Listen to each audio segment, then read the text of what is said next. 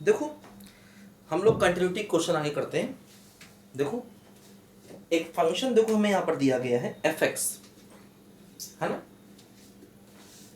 F x equal to 1 plus a x की power 1 by x, x less than 0, b x बराबर 0, x plus c की power 1 by 3 minus 1 by x, x greater than 0। ठीक। Find a b c if f x is continuous at x equal to 0, है ना। F x is continuous at x equal to 0, है ना। मतलब function x बराबर 0 पर continuous दिया गया है, तो हमको ए बी सी की वैल्यूज निकालनी है।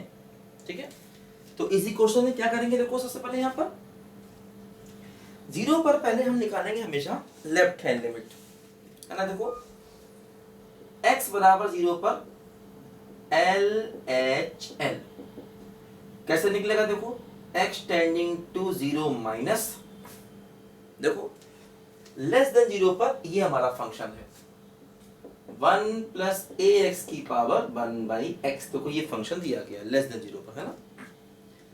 0 पर हमको लिमिट चाहिए।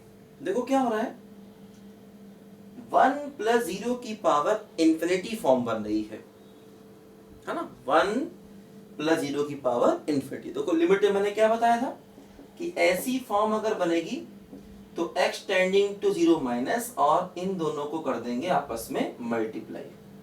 ठीक है, e की पावर में जाएंगे, लिमिट लगाएंगे, इन दोनों को मल्टीप्लाई करेंगे। देखो x से कैंसिल, क्या आएगा, e की पावर a आएगा, बस e की पावर a।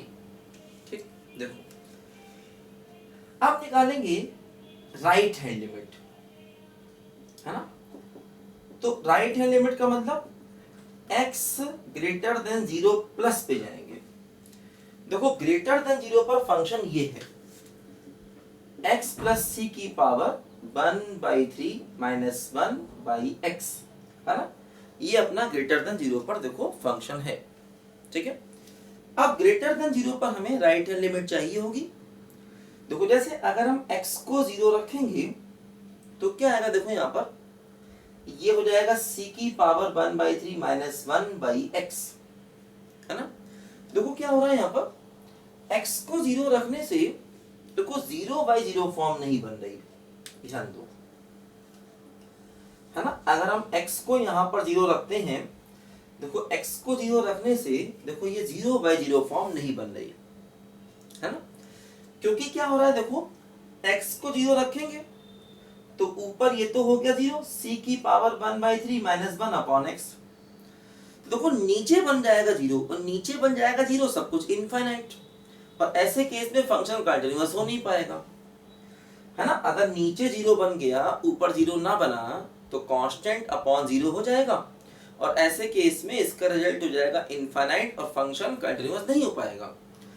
तो हम चाहेंगे कि ये 0 बाई 0 फॉर्म बने, है ना। तो क्या होगा, देखो 0 बाई 0 फॉर्म कब बनेगा, जब हम c की वैल्यू 1 ले लेंगे। ध्यान दो, अगर हम c को 1 ले लेंगे क्या होगा, देखो, है ना। अगर हम फॉर एग्जांपल c की वैल्यू 1 ले लें, है ना, तो क्या होगा, देखो अगर x को 0 रखेंगे तो ये हो जाएगा 1 की पावर 1 बाई 3, मतलब 1 माइनस 1, तो 0 बाई 0 फॉर्म देखो यहाँ पर आ जाएगा, ध्यान दो, है ना। तो c इक्वल टू 1 आ गया, ये बात यहाँ से कंफर्म हो गई।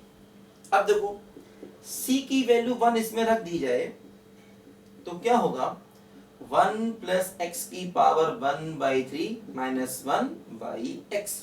देखो अब अगर हम c को 1 रख रहे हैं तो देखो अब ये 0 बाई 0 फॉर्म है।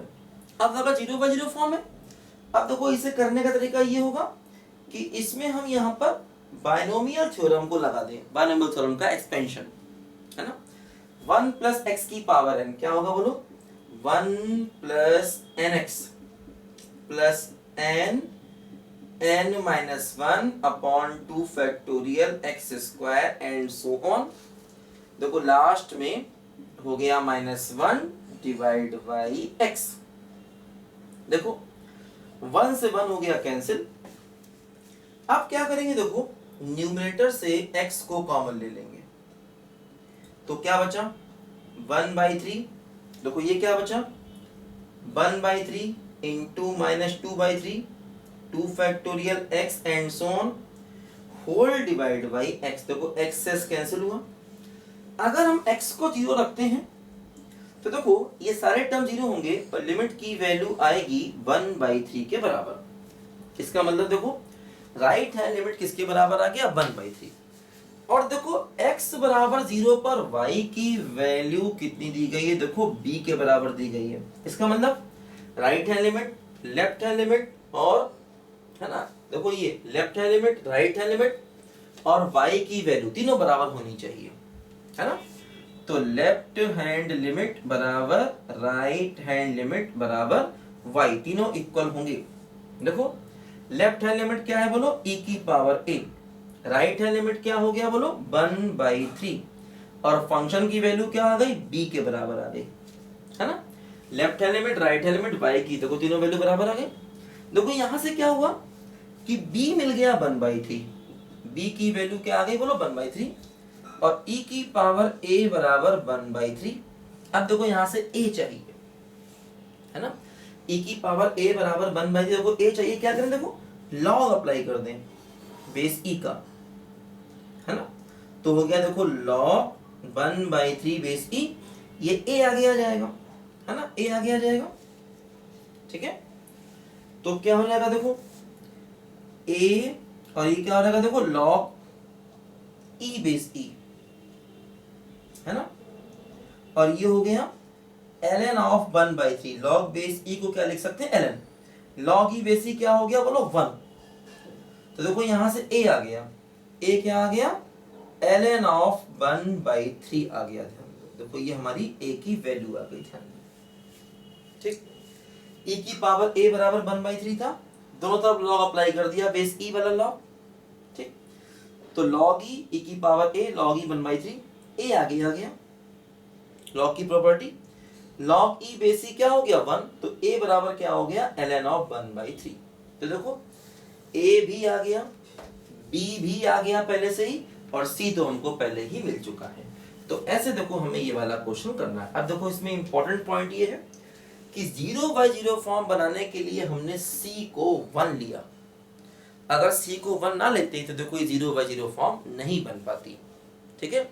तो c यहीं से बना गया था और c की वैल्यू 1 रखी तो लिमिट का आंसर आ गया। अब तीनों लिमिट को मतलब left limit, right limit, y की वैल्यू तीनों को आपस में बराबर किया तो हमें बाकी वैल्यूज भी मिल गई। करो सब बच्चे ध्यान से।